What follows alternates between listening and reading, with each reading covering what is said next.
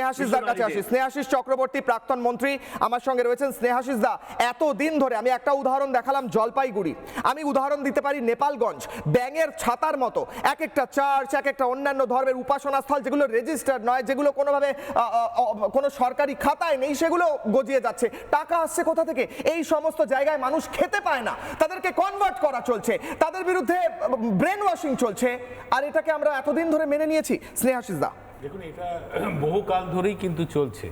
আমরাও প্রায় আমাদের যখন ছোটবেলা তখনও আমরা দেখেছি যে এই আদিবাসী মানুষগুলোর যে আর্থিক দুর্বলতার সেটাকে পাথেয় করে এবং তাদের কিছু সাহায্য করার নাম করে ধর্মের পরিবর্তন করা, এটা আমরা দেখেছি।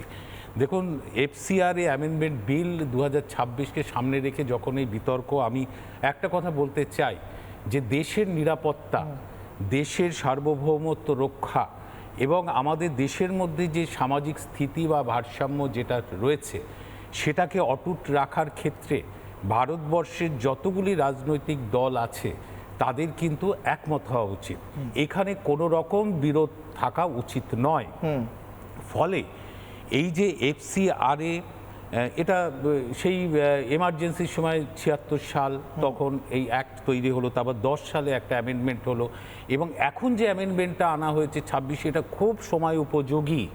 অর্থাৎ বিদেশ থেকে যে ইনভেস্টমেন্ট আসছে থ্রু এনজিও, সেটা দিয়ে শিক্ষা বলুন, স্বাস্থ্য, শিশু নারী কল্যাণ বা সামাজিক ডেভেলপমেন্টে খরচ হতে পারে, ওটা নিয়ে আমাদের কোনো দ্বিমত নেই বা বাধাও নেই। কিন্তু সেই ফান্ডটা যদি দেশের নিরাপত্তাকে বিঘ্নিত করতে সাহায্য করে, জোর করে ধর্মান্তকরণ বা আর্থিক দুর্বলতার সুযোগ নিয়ে ধর্মকে পরিবর্তন করে দেওয়া বা আমাদের সামাজিক শৃঙ্খলা যেটা আছে সেটাকে বিঘ্নিত করা, তাহলে এটা কঠোরভাবে দমন করা এবং এটা করতেই হবে।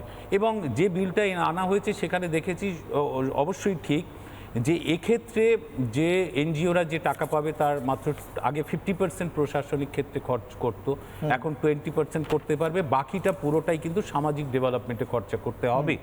এবং কোনো এনজিওকে যদি বাতিল করা হয়, রেজিস্ট্রেশন বাতিল করা হয়, তাহলে তার সমস্ত সম্পত্তি যেটা বিদেশ থেকে টাকায় তৈরি হয়েছে সেটা সরকার বাজেয়াপ্ত করতে পারবে। এবং রাজ্য সরকার বলুন, কেন্দ্রীয় সরকার বলুন, এ ব্যাপারে খুব কঠোর আছে, এটাকে সাধুবাদ জানানোই উচিত যে কোনোভাবেই বিদেশি টাকায় আমাদের দেশের মানুষকে জোর করে ধর্মান্তকরণ বলুন বা সামাজিক বিশৃঙ্খলার সৃষ্টি বলুন বা আমাদের দেশের সার্বভৌমত্ব রক্ষা মানে নষ্ট করা বলুন, এটা করতে দেওয়া যাবে না।